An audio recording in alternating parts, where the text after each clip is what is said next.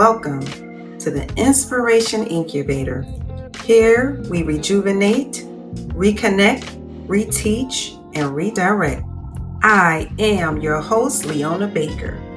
It is our hope that you leave inspired with resources and information to help you achieve and dream. Our world needs you. Let's see who is next on the Inspiration Incubator.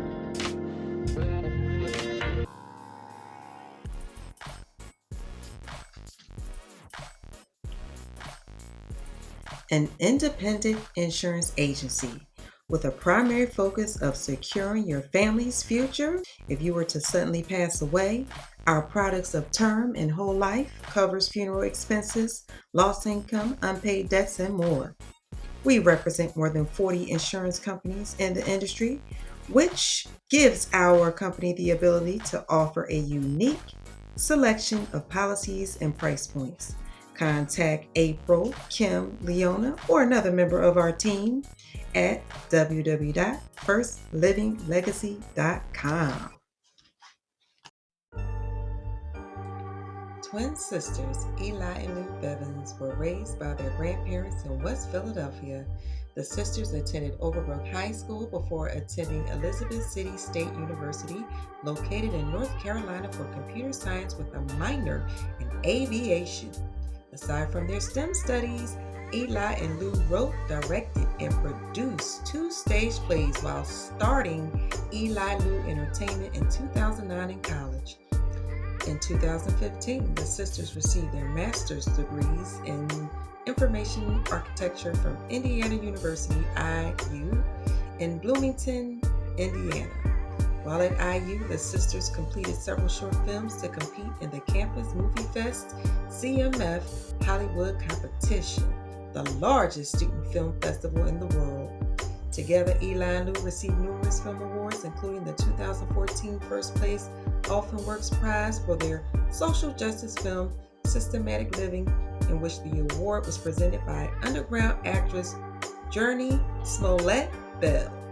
In May of 2016, their CMF short film, My Dear Author, was selected to screen at the world's prestigious Cannes Film Festival in the south of France from CMF. Since Eli and Lu have written, produced, and directed numerous short films and stage plays, including a unique spoken word stage play called Broken Tables to an audience of over 700 attendees in one day. Currently, Eli and Lu are creators and founders of the Philadelphia Film Factory, as well as executive producers of the new I Got the Mic virtual show alongside partner veteran actor Richard Lawson and the notable Miss Tina Knowles Lawson of Waco Theater Center in Los Angeles.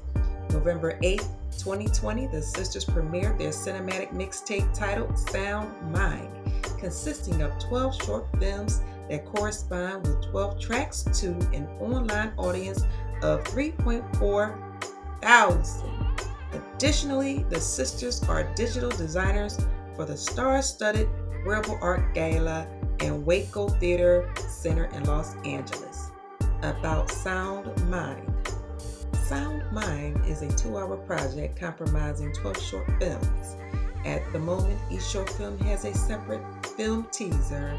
Tune into their YouTube and social media outlets to review.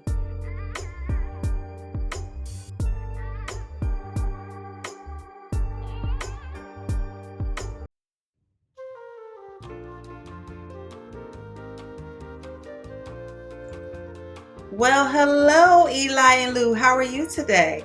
We're doing fantastic. Amazing. Awesome.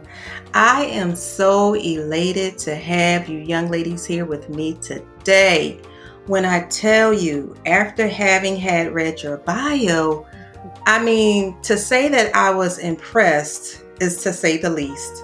To say that I was inspired, I had already been inspired just, having an opportunity to be exposed to some of your art on Facebook and just taking in all of the words that are just alive. They come alive when you see actors and actresses, in their mode, or when you see people just exchanging words through poetry and motion. I mean, it's so fulfilling, the power of words. Right. And I mean, I just don't know where to begin. So I have a quick question. Who's the oldest, Eli or Lu?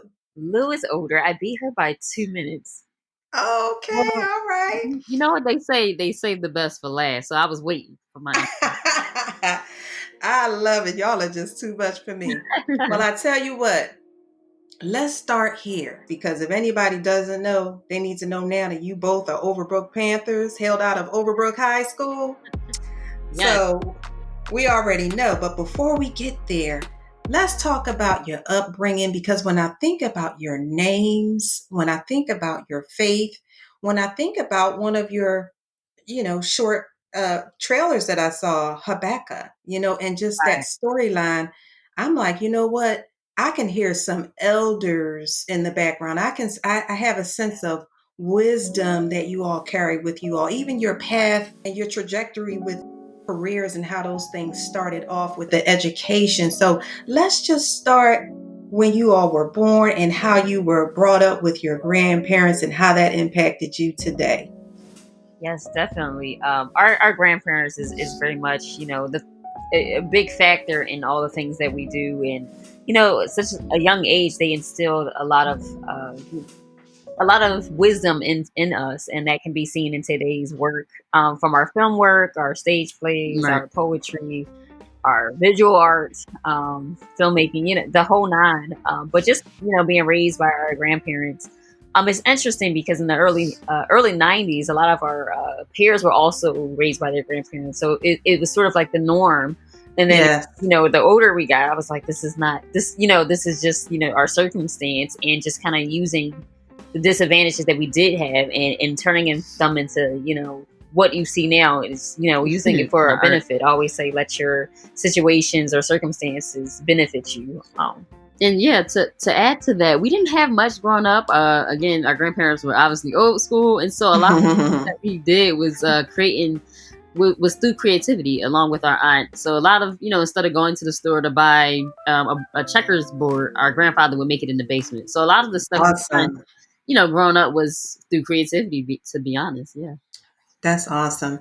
When I was coming up, and just to your point about that was the norm for some people, sometimes when we have an experience, God is really preparing us for our future. And we Right. don't always think that it's the best thing. But when I tell you, when my parents went through their ups and downs, or even their separations throughout their 30 plus year marriage, because they had been married until the day my mother passed, although they were separated years prior to her passing, my grandfather stepped up to raise my siblings and I while they figured themselves out, and while they figured out what they needed to do in order to be happy, or in order to just be their better selves. My grandfather was like, these are my grandchildren. This is how it's going to be. This is what they need. Mm-hmm. And it was the best thing, one of the best things that had ever happened to us, Right. because we were just immersed in God's word. We were immersed in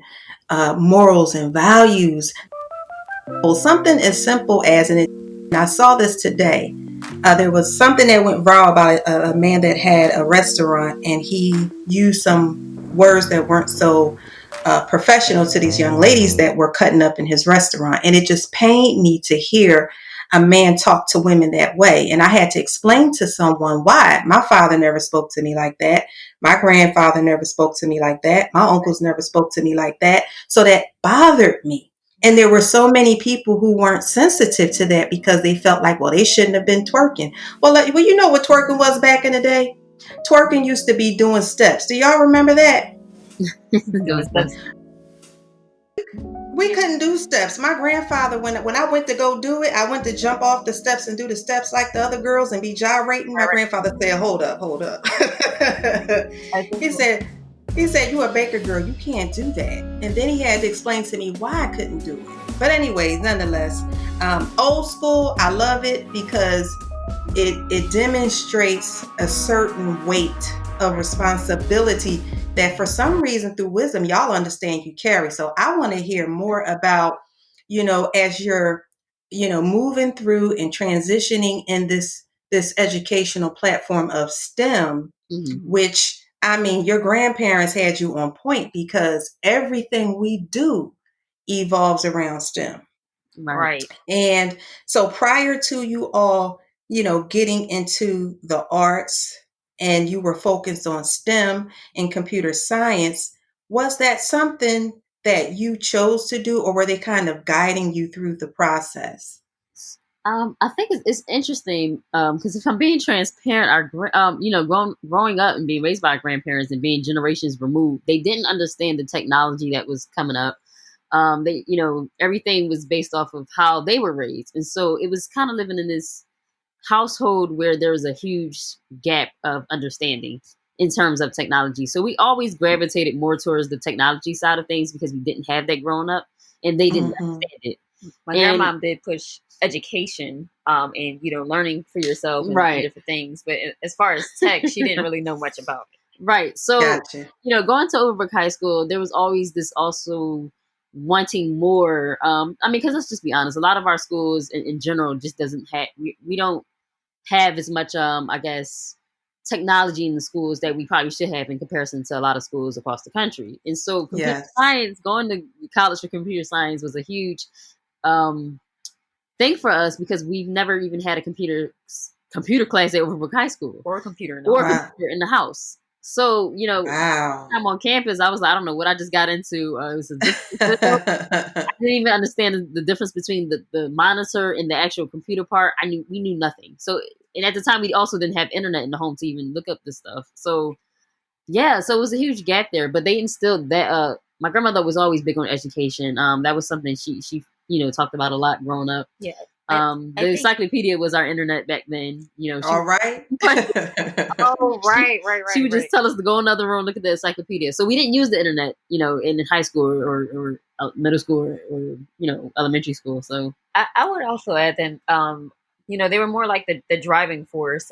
We were forced, I guess, to grow up also a little bit. We were a little bit more mature than our peers just because by circumstance. Our grandfather had fell ill when we were 14, and he had passed away of lung cancer.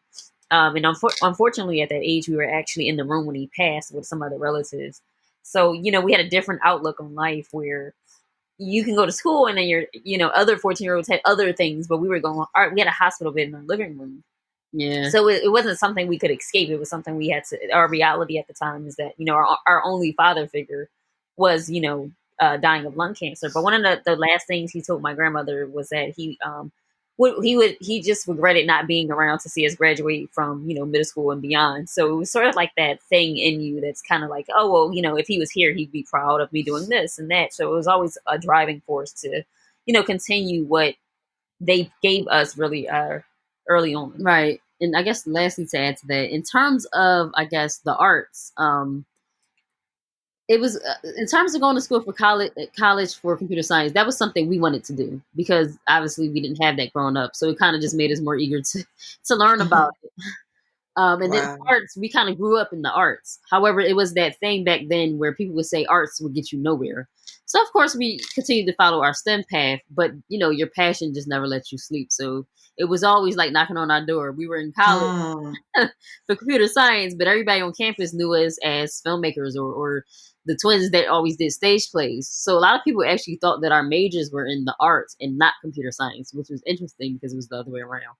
And I noticed that you all, when I saw that, I said to myself, you also had aviation, thrown in there. And I was like, these girls aren't playing. I'm like, I don't know if it was the counselors around you all, but I'm seeing everything of substance that's centered around technology.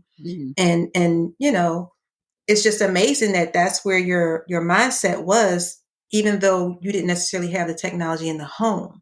Right. So then when you see that you all formed Eli Lu Entertainment in 2009, how did you make that transition? And when did you know that you were filled with this ability to create so that others can receive a lesson and a blessing? Yeah. Right.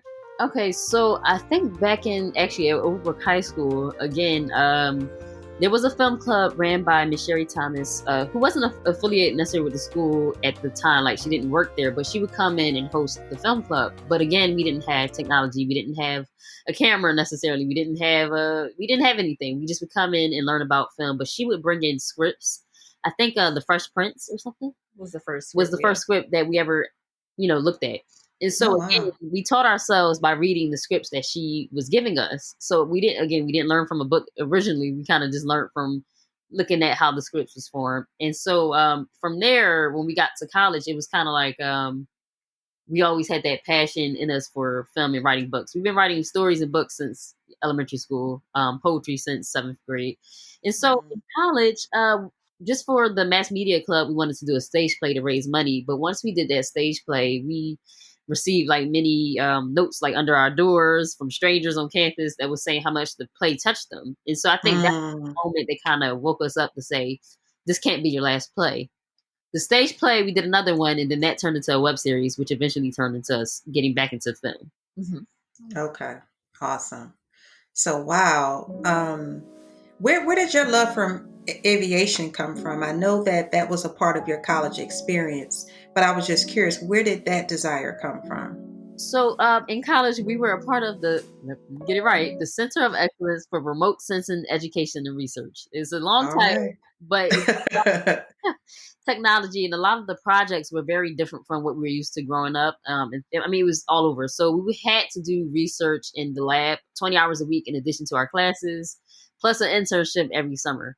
And one of the things I wasn't so much interested in the math part of it, in terms of being creative. And so aviation, we had to have a minor, and so we were like, let's just go for aviation in terms of learning something different. Yeah, it's a really Wow. intriguing, and I think I think one of the I guess directions Eli and I always go in. We never take the easy path, No. So, and Mm. I realize that now looking back, or a path that's easily traveled, because a lot of these fields, people don't look like us. Even filmmaking, a lot of times you don't see women or Black women behind Mm. behind the Right. scenes. And computer science, when we were in grad school, we were actually the only two African Americans in our Department. in the department that we were in. Wow. In Wow. aviation, it was more men than women. So I think I think we might be gravitating to a lot of things that's like not the norm or typical, because I think some people shy away when they see something that's not, if it's not a lot of people that look like you, where we kind of go towards it, because if you don't, you who will, and then you kind of Hmm. for others who never thought. We get a lot of people even in film who are like, "Hey, I never seen women behind a camera," and then they gravitate to you, and then the next thing you know, they're filming something. Well, I was So gonna say, even now when we go to studios and we meet people, they'll say, "Oh, you must be the model, or you must be for." And it's never, "Oh, you must be the cinematographer, or you must be the editor." It's never that. So I think we still have a while to go, but we're Yeah. used to that now. But Yeah. it's Or always that. So yeah. Or you must, or they don't necessarily see you as the producer. You guys are right, writing, you're producing, you're acting. Like it's a one-stop shop at Eli and Lu Entertainment. I mean, that umbrella is huge. And I'm going to get there in terms of some specific projects that you have worked on.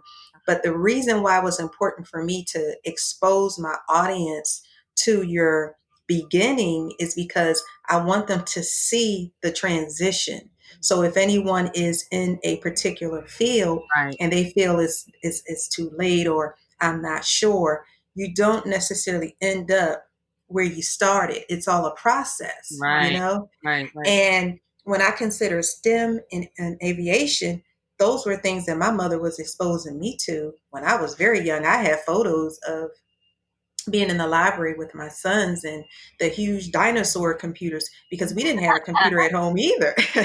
So my mother would take us to the library and expose us that way. This was before people had computers in the homes and all of that. Right. And then she would send us to take classes at the community college and so forth. So I just thought that was awesome that you all chose such fields that were challenging and interesting, and also life impacting, because we need all of that in order to have a better quality of life. Right. So interestingly enough, your master's degree, how did you go in that direction? Can you tell us a little bit about that? So our master's degree is sort of an extension from the computer science field, but it allowed us to kind of get back into, I guess, the more creative side of computer science. So, in short, information architecture and user experience design is, I guess, if you can look at it from the way of the structural design of mobile apps and websites, the Yes. digital display. So instead of coding, we kind of got into the structural design of it and the experience of it. So when you pick up your phone, you can. We would have be the ones to determine where the buttons go, if it makes more sense at the bottom or the top, or apps like Facebook and things like that, which Mm-hmm. found to be. It was really fun I would to say more embark on it. fulfilling. Yeah. So yeah, programming, coding, after 4 years, it's like, okay, what else, can I build upon? In terms of, I think when you're creative, sometimes it's hard to find yourself in one spot. And so, going Mm-hmm. back to school allowed us to do something more of on the creative side in terms of mobile apps design. So I guess also in short, it's basically architecture like you would do for a building, but instead for websites and apps.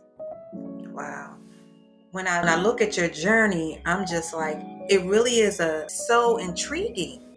And it's all inclusive. Everything that you're learning, you needed it for such a time as this. When you Right. look at you really did it. It all comes together and it all makes sense. It may not necessarily to people who have an area of expertise, but if you're paying attention, and I paid attention, uh, you guys are very well equipped to do what you are doing. It's Very much well equipped. it's so ironic that you said that, because there were times where, well, one thing I do want to say is that I know growing up, a lot of times people wanted you to choose. Like, you can't be this and that. You got to be this one thing. You can't be a jack of all trades. And not that we were trying to be, but we had a class, of course, in graduate school where it was like studying documents and businesses, and it was like 600 pages a week. But you were taught how to scan and not necessarily read every single page. And at one point, I was like, why do we need this? And it's crazy that 5 years later, I'm like, thank God I had that course. So Mm, there's different things in life that I think comes back full circle that you don't necessarily understand in the beginning. Even in aviation, it's like, if I wanted to write a film now, I could write about aviation and things that, I wouldn't have known Parts of had the plane, right, right? parts of the plane, and yes. you know, Thermodynamics, honey. right. Come on now. All right. Yes. Not only that, I actually used to get mad at myself when I was in computer science or in the STEM field, because as I said before, my sometimes there's a difference between your passion and your purpose, and sometimes there's things that overlap. But after some time, when you're in it, it's like, why did I choose this? God, am I on the wrong path? Should I quit? Should I start over? You get to your graduation day, and it's like, hey, did I choose the right field? Right. If I want to be here, how do I get there? And so I think a nice message for people who are listening would be, trust the process and know that what you're going through and the things that you're learning and doing at some point, yes, it's going to come back full circle, whether you see it now or if you see it 5 to 10 years later. Because if someone would have told me you'd be running your own business and you have all these opportunities, looking back at the stuff we were learning, we had e-business classes about how to create a site like Facebook. And sometimes I'm like, oh, we got to do a business plan. Oh, we got to do the financial plan. And now I'm just like, thank God we, had it. Thank God we had it.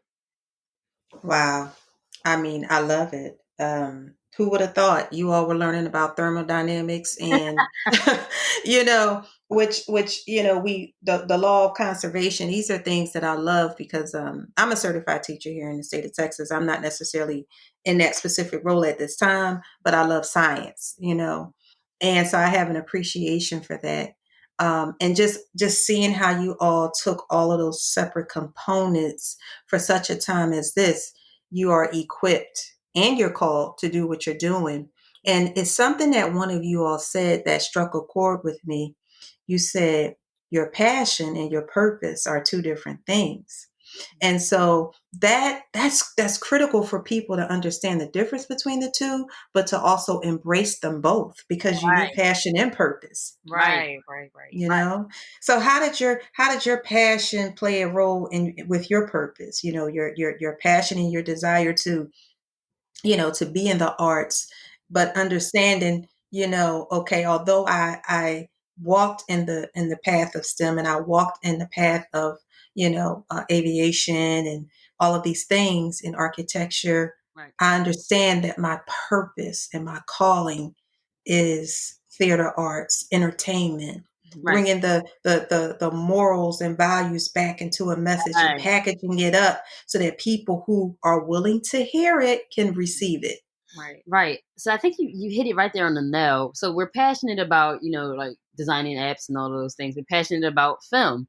So those are like passions. But in terms of purpose, for me, and one of the reasons why we started, Eli Lu Entertainment, in terms of our content, it was stuff that we were no longer seeing in a lot of the content in terms of thought provoking content and things that make you think, things that would change your lives. And so that's what our purpose is to be able to change minds, to open hearts, to give people a different perspective on life. Dealing with a lot of issues, just being raised by our grandparents, there were things that we dealt with in our childhood, but now we're able to use the arts to help somebody else. And in college, I think that's when we learned it. We met other friends or people on campus who were going through stuff in that moment, and they would say, "Hey, you guys did that stage play, but it touched me. It's something I was going through."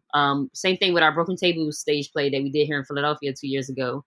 The response has been phenomenal. We're actually making an impact in people's lives where people said, "Hey, I'm going to reach out and try to find my son that I've never met." Or because of the play, I'm going to start having family reunions again. We haven't had one in 10 years. And these are strangers, people we would run into on the street that say, "Hey, I was at your play." And I'm like, "Oh, really?" And they talk about how, I started my family reunion, or I'm going to start my family reunion, or I found my son. So that's I think that's a purpose. You know what I mean? And our passion is the arts. It is the computer science part. And you can use your passion to support your purpose, or Right. or vice versa. But to Eli's point, our purpose, is delivering thought-provoking, conscious content that touch people, Right. and hopefully invoke change or put you in a different path or a mood. Whereas we actually still use very much, we use all the technology and the learning that we over the years to help. We do our own websites, we do graphic design, so all of those things that we learn, Yes. we still very much use today to pump out our purpose. So Yes. they're not the same, but they can definitely support each other. Yes, because your passion, that's that thing, that's those strong emotions and desire. And I'm gonna tell you, when some people say, because I don't know if y'all heard this because you're pretty young, but some people say, "Well, you may not want a passionate relationship, be sensible." Yes, you want to be sensible, but if I'm gonna be with somebody for the rest of my life, I want passion. Right. Even if I don't wake up and feel that passion every day, I'm gonna recreate it, I'm gonna reinvent it. It's gonna be there because it's going to be that initial, everything that we build initially, and God knows what I need, so it'll be there. We need passion in life. I need some passion in my life anyways. Right. Now, when you consider your mission statement, now I've read your bio earlier and that was a part of the show. I want to take a moment to reflect on your mission statement, but I pulled out the portion that speaks specific to your passion, your ideas, your thought process, and your purpose, which is Eli Lu Entertainment's mission is to foster diverse and untapped talent in various aspects and forms of entertainment in film and theater. Eli Lu is determined to develop creative storylines that not only captivate you, but delivers new thoughts and ideas that impact everyday life, usually with intriguing morals. Mm. Y'all, y'all are a force to be reckoned with. Do you hear me? Okay. Yes. I'm so proud of you two, as young ladies, as Black women, as Overbrook Panthers, as people in our world who are just trying to make a difference through words, through body language, through creativity, through entertainment, because everybody wants to be entertained, it's just amazing. So when you all came up with your mission statement, I mean, that was a mouthful. Right. Did you? I mean, it's a dynamic mission statement. It's truly dynamic. But when you look at all the moving parts, it makes sense. Did y'all come up with it together, or was it like a flow, or did you really sit down and think about it? Because that is a dynamic mission statement. It truly is. Thank you. Thank you for that. Yeah, it changed actually a couple of times over probably a course of 2 years when we started off as Eli Lu Productions, and one of the things we talked about when writing the mission statement was untapped talent and then the opportunity. So again, just coming out of graduate school, there was a lot of no's that we got when trying to find jobs, for an example, right? And sometimes, you get it, but sometimes people just need that opportunity. So when we say untapped talent and diverse talent, we want to create stories that is diverse.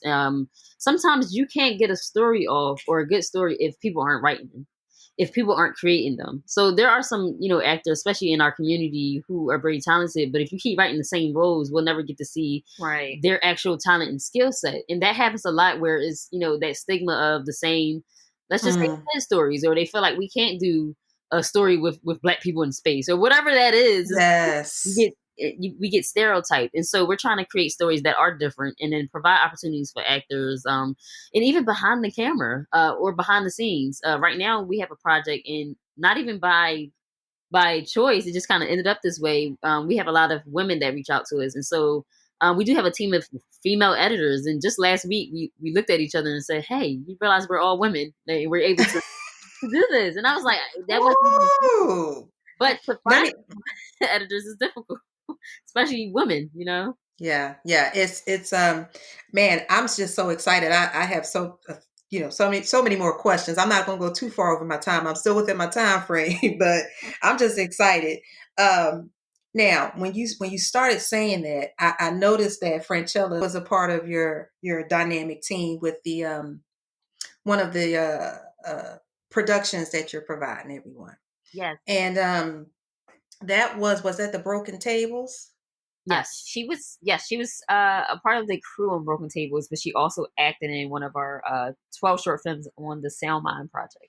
Okay, that's another powerful sister. She'll be on the podcast too. I've known Boosie's family for years. The Robinsons, boy, I love the Robinsons, honey. They need their own. She and her husband need their own show, and her parents need theirs. I love the Robinsons. Yes, that's a Panther, right?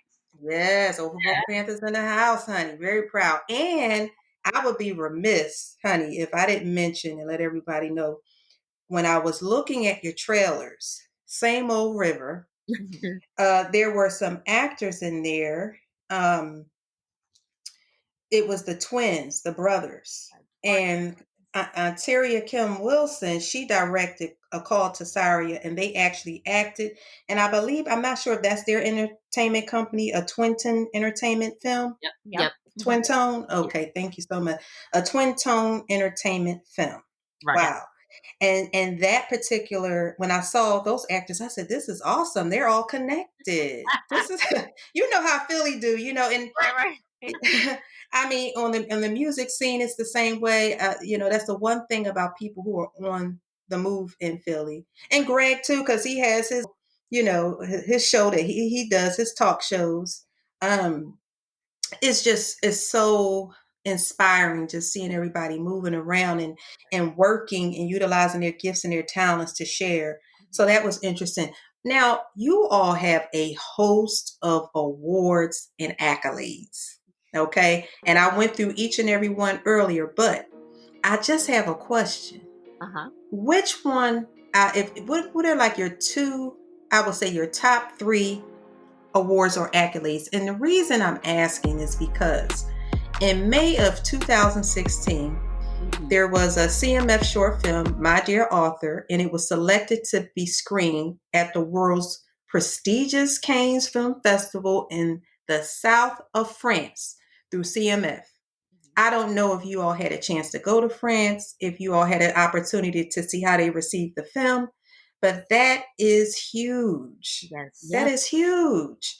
Yeah. So can you share with us what that experience was like, and then share with us what are like your top 2 or 3 awards, because it's just amazing to see your work go international and infiltrate the Cannes Film Festival, which is huge. Yes. So that opportunity, we didn't get a chance to go. We were in a wedding, but we were able to send the actress who's actually in the film to France, and she had a wonderful time, and it screened there. That was a big moment for us, just even having the the news in Philadelphia, and we were in a lot of like papers and on the news, which kind of gave us some ground in Philadelphia because we were just coming home from graduate school, in Indiana, where we hadn't done any work in the Philadelphia area, so that kind of helped take off and kind of put our name out there. A little news behind that: the Campus MovieFest is the largest student film festival in the world. So people see the award part, but don't realize how long that competition is. It's actually a year-long competition because they go to various universities around the country. They take different stops, so you're waiting almost 7-8 months to even find out if you're eligible. Yes. And then on top of that, you have to compete with your campus first, and then you have to compete nationwide. So it's one thing to be selected out of 100 films, top 16 on campus, and then the top 4 gets to compete in Hollywood.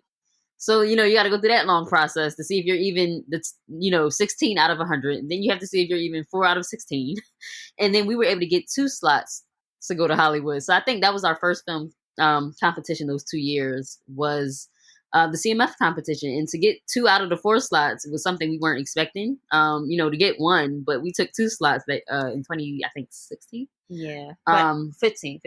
But I think that goes into one of our, I guess, most memorable awards, is because in 2014 it was our first time ever winning a film award. It was our first time actually completing a film and submitting. So it was a bunch of firsts. But it less than the award. We had actually won $10,000. And so we were first place in the social justice category. Actress Jurnee Smollett-Bell presented the award. But what was big to us then is that at that time, we didn't have a film crew. Everything was falling apart, honestly. And it was like 2 a.m. in the morning. And we actually quit because it wasn't working. We couldn't find people to act in it. We were only in grad school for 2 years, so we didn't have a team, a crew. We didn't have the right camera equipment. And something in us was like, you know what, just finish. So we made a poetic film because it required less people. We shot it on our own. We put it together, and right up to the deadline, we submitted. And then months later, we were announced as, we weren't even able to go to Hollywood at the time because we didn't have the funds. And it was announced that we had won. And that was something that we learned to never quit from that day, because had we quit, we wouldn't probably be here now. We submitted maybe 15 minutes before it was actually due. So one of the things I forgot to mention was that CMF, you can only create a film in a week. You have less than 7 days to create your film. And you can't start before, and obviously you can't submit after. So, you have classes, we're in grad school, on top of trying to film, edit, and all of that in less than 5 days and submit it. So that was the thing. We did quit. And then, I think that was something I said I'll never quit again. We quit, and then changed our minds last minute. So, and I guess lastly, another award, I would say, oh man, I think I'm going to say the Vira B. Pierce Overbrook Alumni Distinguished Filmmaking Award. One was because I would say our filmmaking aspirations kind of enhanced during the Overbrook Film Club. So to come back years later and receive a film award, I think that was something special. Right. Yeah. Oh, absolutely. There are just a few golden nuggets that you all were just spewing out. So I'm gonna rewind a little bit. Never quit. Yeah. Here it is. I'm gonna tell you right now, because I know all about having to keep going. Sometimes success doesn't always look the way that it should. And we know that now because we have social media. So there are a lot of positive affirmations, a lot of positive stories. Even myself, through the Inspiration Incubator, I it's all about rejuvenating, reconnecting, helping to inspire people in spite of our environment, so that they don't give up on their dreams and their goals, so that they stay focused and grounded. And to hear that you went through all of that, where you didn't necessarily have the team, and things weren't working out. Because here's what I know about people. People don't always support you when you're at your lowest point. It's when you're on the mountaintop that a lot of people want to join you. But what they don't realize is, on the way to the mountaintop, God is showing you everybody who's who. Right. He's showing you everybody's who's who. And he's shaking things up, and people are falling off like leaves. And the reason is they can't go where you're going because they can't grow where you're growing. Right. You see? Yeah. And in the midst of where you were standing, when you didn't know how it was going to happen, if it was going to happen, you were just ready to let go. but God. He said, oh no, not only are you going to finish, you're going to win. Right. Right. Oh, come on, somebody. Preach.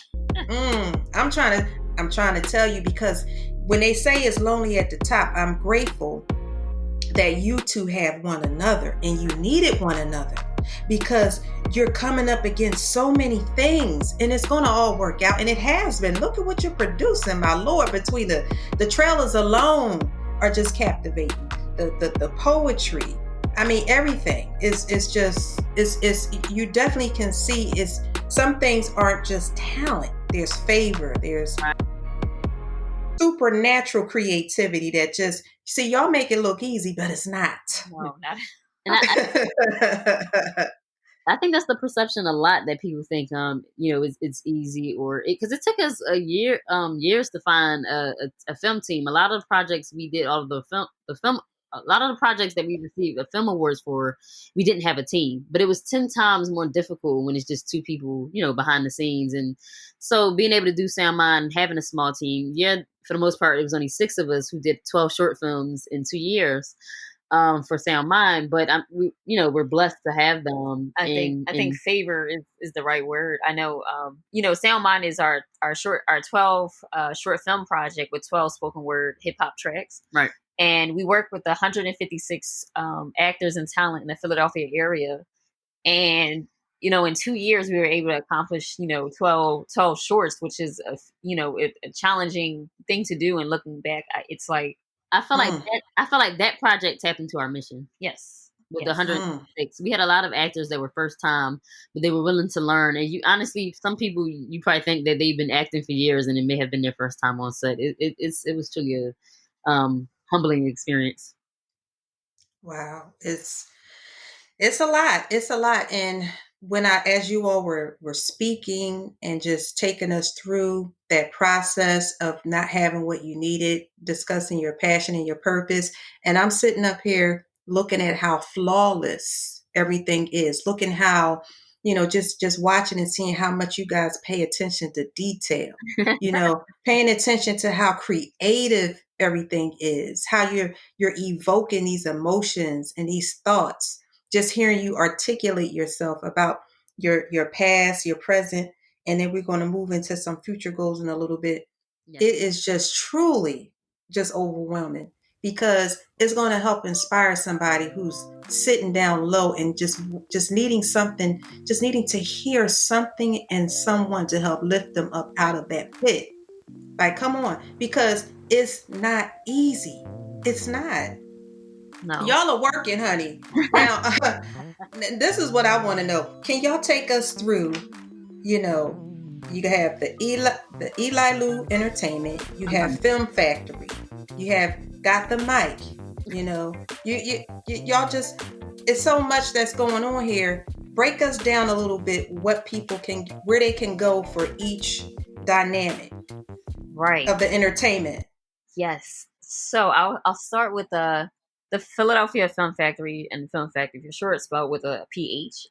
We started, at the end of last year, October. Mm-hmm.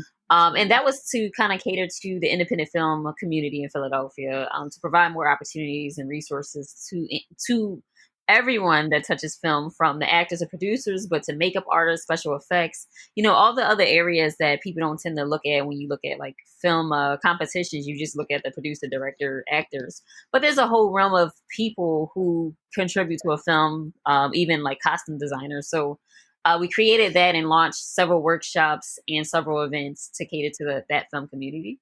More information on the Philadelphia Film Factory can be found on our Eli Lu Entertainment website at eliluent.com. So that's ELILUENT.com. Yes. So our show that we actually are currently working on, we actually filmed yesterday, is called I Got the Mic, which we're executive producers on, along with veteran actor Richard Lawson. Richard Lee Lawson, born March 7, 1947, is an American actor who has starred in movies and on television.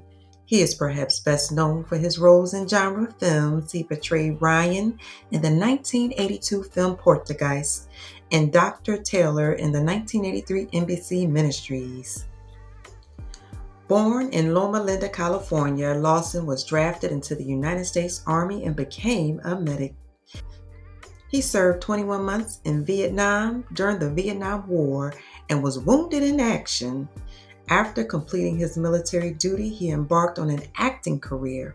His first feature film role was that of a man targeted for murder in the classic 1971 movie Dirty Harry. In 1973, he played Willis in Scream, Blackula Scream. His other well-known roles include the 1979 movie The Main Event and the 1984 drama Streets of Fire, where he played Officer Ed Price. Lawson's first ongoing starring role in a television series was in Australian drama Hotel Story in 1977. That series was canceled before the first episode aired.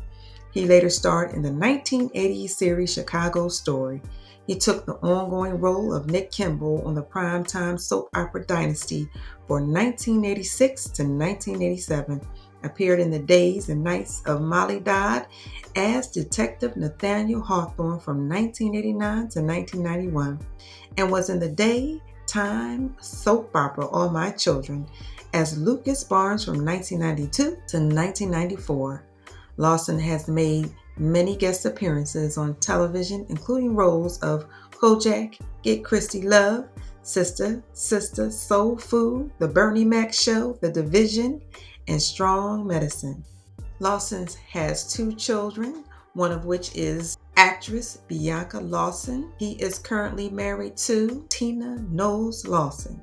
She is an American businesswoman and fashion designer known for her House of Darien and Miss Tina by Tina Knowles Fashion Brands. She is the mother of singers Beyonce Knowles and Solange Knowles. And until 2011, she was married to their father, Matthew Knowles.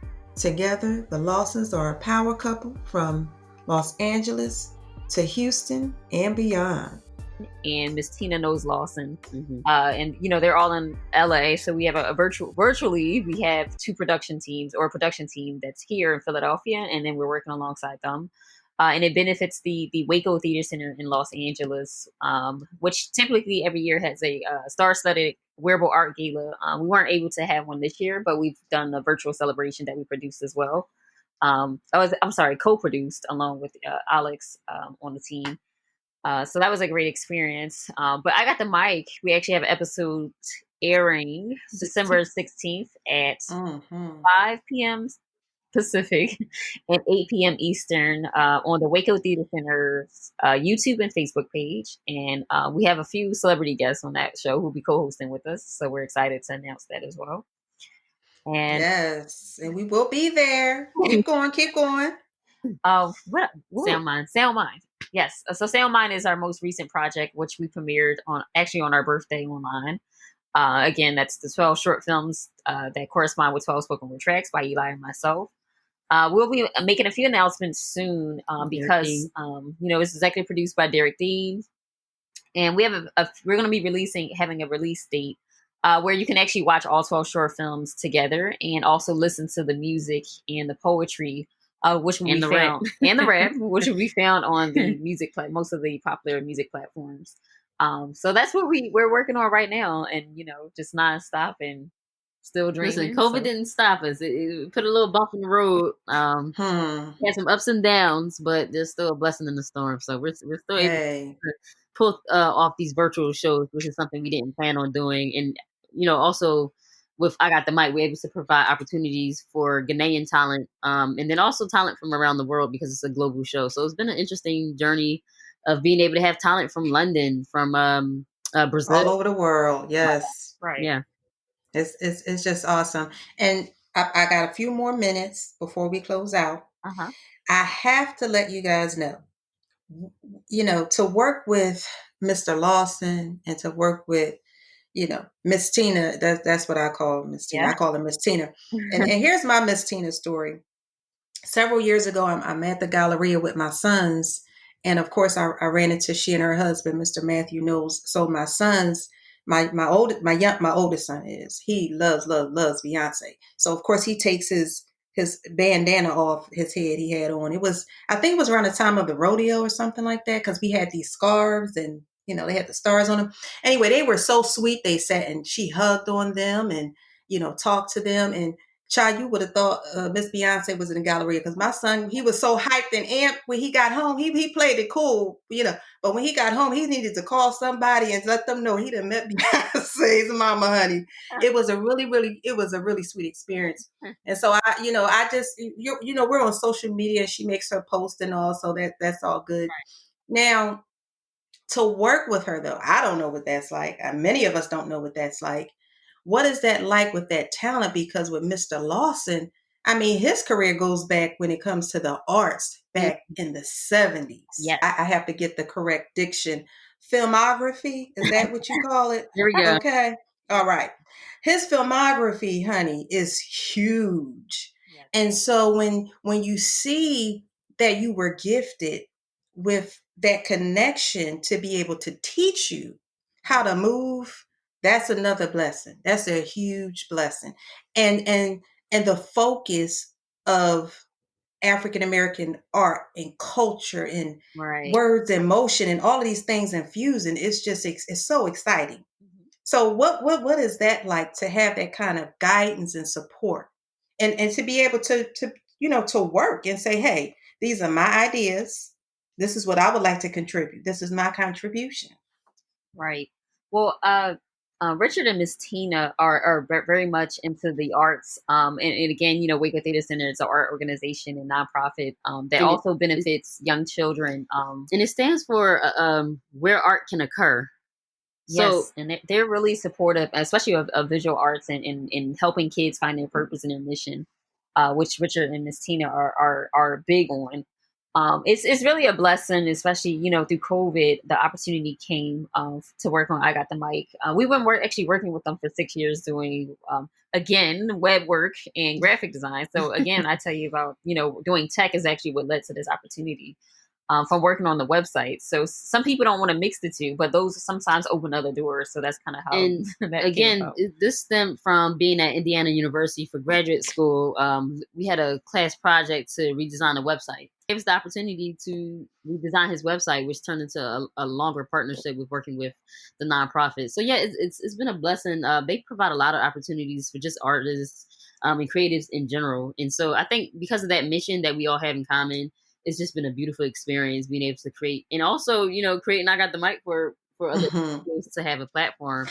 And then I would say Nare Francis is a youth poet in Los Angeles, which is kind of how this conversation sparked up to do the show to begin with. So they're always giving back, to artists. Yeah, right. Yeah. They actually do. Essentially in Houston, you're always hearing something.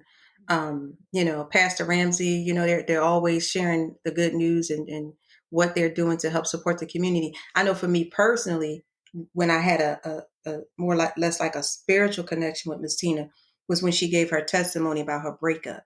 Because I had went through my breakup. I don't know if it was around the same time, but I know she was with the TWEF, and she stood up and shared some personal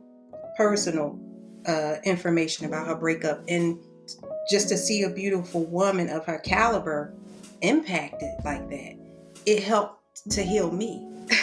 You know what I mean? Because I was struggling like with some things, with that rejection. Right. And it really helped me. And so as you're moving, as you're projecting your gifts and your talents, they're taking in your art, but they're also taking in your experiences. And I want people to understand that the things that you are experiencing from the time when you were children is still with you, and you're projecting that through your art. Right. Yes. Right. Yeah. That your test is only your testimony, and it took us some years to learn it. And I think the Lawsons operate out of that same space, because it takes a lot to share certain things, and the way we share it is in our poetry and in our art. And there's a lot of things that happen even in our youth that I wouldn't dare just speak out of my mouth. But when it comes to art, I'm like, okay, well, someone else might have went through something similar. Let me put this out there because I can't be the only one. And just from when we did our Sound Mind premiere, we had a lot of messages that was like, I didn't know that the project was going to touch me in that way, which goes back to our mission and purpose. Our art is not just one thing. It's not just song. It's not just poetry. It's not just rap. It's not just theater. It's not just one genre. So we'll do comedy. We'll do thriller, but everything leads back to a mission and a purpose. But being able to, it's also freeing, and it's a release. It's a relief to get things off your chest. And when you share it with other people and they're able to take something away and become better people, or just when they become better people and grow from it, that you've done your job and that you're in line with your fulfilling that purpose. Exactly. Wow. Well, ladies, I am just so excited. And last but not least, this is my final question, because I know I'm just pulling and pulling. Go for it. I'm just enjoying myself. Last but not least, is there a quote?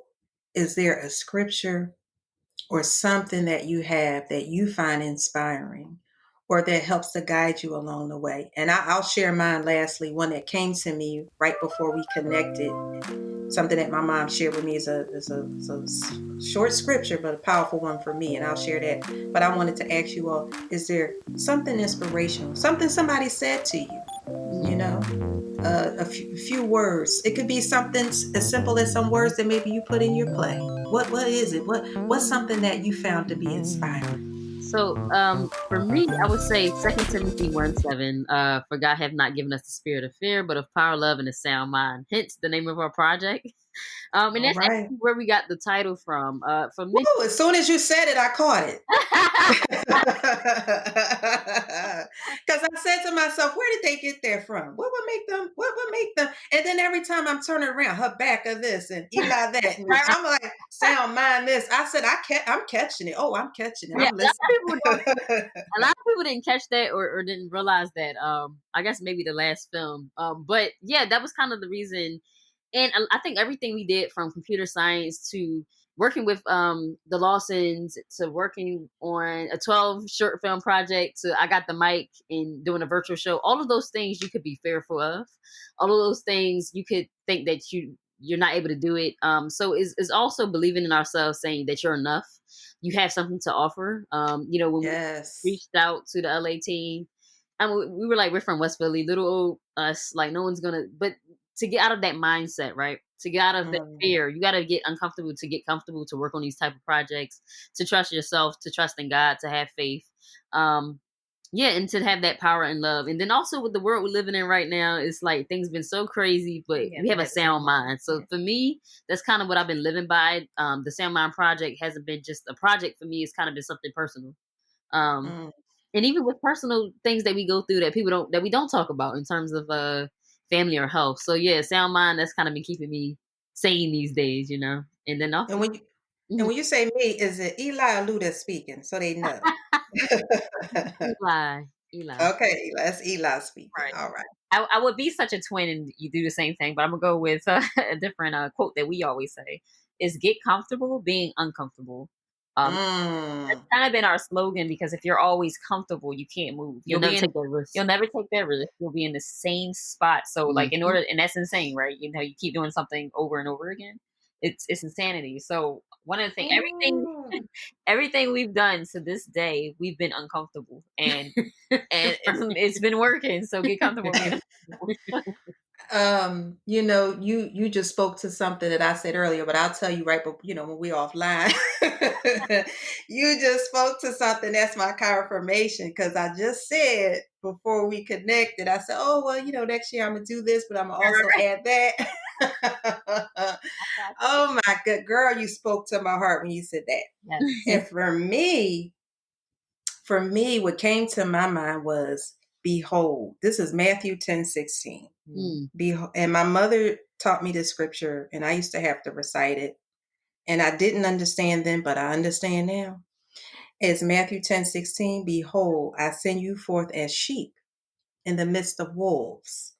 Be ye therefore wise as serpents and harmless as doves. Okay? And that, you might have to think like a serpent, but you got to move like a dove. Yes. You don't want to project that venom Right. that people may try to project on you. Right. Yes. That's what makes you different. That's what makes you unique. That's what makes you rise above, because you're not weighed down by anything. You can just fly like the eagle God created you to be, I or love, like the dove, I you love, know? I love that. Love that. And you're Right. right. You're right. That's exactly how you have to move. Yes. So thank you all for being with us today, and we will be in touch. Thank Most you for having definitely. us. I Thank really you. enjoyed it. Appreciate it. Thank Yes, you. yes. Okay, guys, don't hang up because I got to wrap it up. This was just, I just love my interviews. They get